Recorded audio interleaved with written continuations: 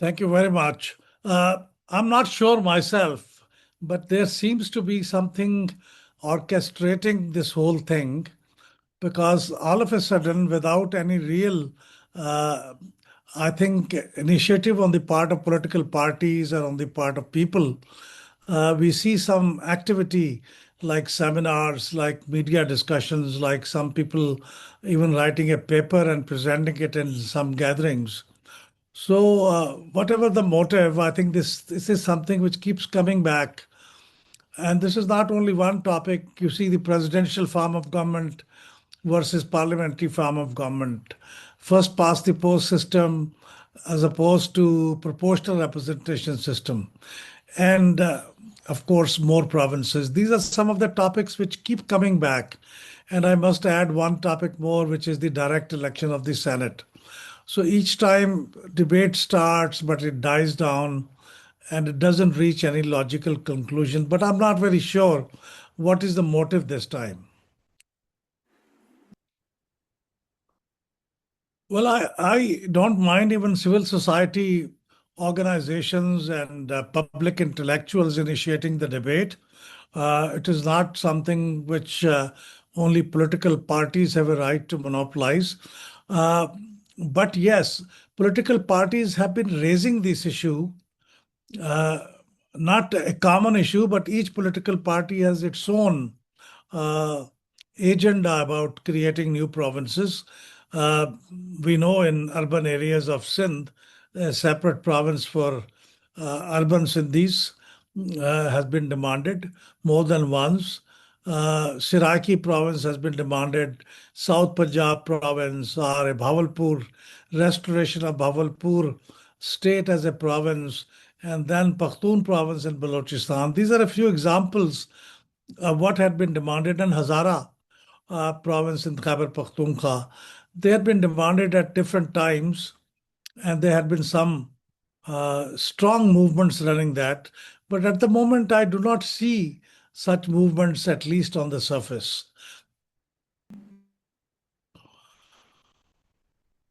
There are multiple reasons why I think provinces will not be a solution to the problems we are proposing that they will be. Mainly, at the moment, the current debate or current campaign seems to be focused on improving the governance of the country or improving its administrative efficiency and devolving the powers and responsibilities to the lower tiers of government. That seems to be the current objective of pleading for more provinces. I think that will be a very that won't be a very cost-effective way of achieving good governance and achieving administrative efficiency. While we already have a system, the reason is that creating new provinces in Pakistan is a very, very tedious process. Two-third majority in the province is concerned, two-third majority in National Assembly, and then two-third majority in Senate, all separately. Very difficult to achieve that, and we have not been able to do that, except for merger of FATA, which was a relatively simpler affair. We have never been able to achieve this uh, three demands of two-third majority to achieve a provincial demarcation change.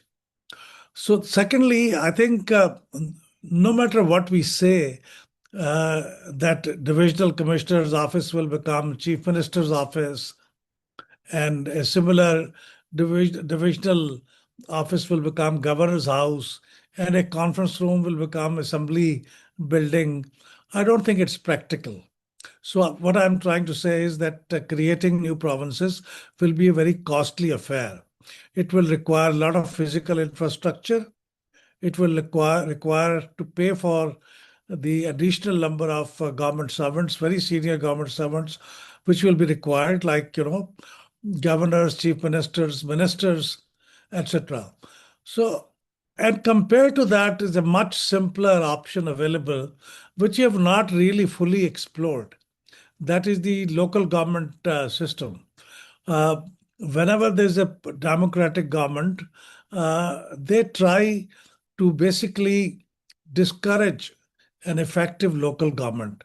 Firstly, they try to delay the election, but if Supreme Court or some other compulsions come their way, they they would try to create a legislation or a law which gives very little power to local governments, and then finally they will part with very little funds for local governments to operate. So I think in all, provincial governments had not been fair in creating the local governments. Look at Punjab. We have seen more than, I think, 10 years since the last election took place in Punjab. And so is the case with the Federal Capital Territory, Islamabad, where last election was held in 2015. And there are countries in the world which do not have provinces. They are unity form of government. In fact, 80% of the total states in the world are unity form of government. Only 20% of the countries are federations, which means they have empowered provinces. But there's hardly a country which does not have a local government. And they try to achieve local government very successfully through local governments. Look at Britain, for example, whose system we had inherited, which is called officially United Kingdom now. They are a unitary form of government, but their local government is very effective. And therefore, the question has never arisen that they are being denied their rights. So I think it's expensive, it's difficult, and we have a better option available. These are the three key reasons why I think we should not go the route of creating new provinces. And lastly, if we ever seriously try to tinker with the current composition of the federation, I think we will be faced with a lot of political turmoil. I think all those demands which have currently seemed to be buried, or at least they have been cooled off, they will come up and people will start demanding provinces on the basis of ethnicity, on the basis of language, and on other basis. Like as I mentioned, the four cases which we had seen in the past. And in India, we have seen that happening. And in India, we have seen that in the case of demand for Andhra Pradesh from Madras in 1950s, there were very violent protests, and one worker had died while he was on a fast unto death, which led to further agitation around the country. So I think these are the four reasons why I would oppose creation of new provinces in Pakistan.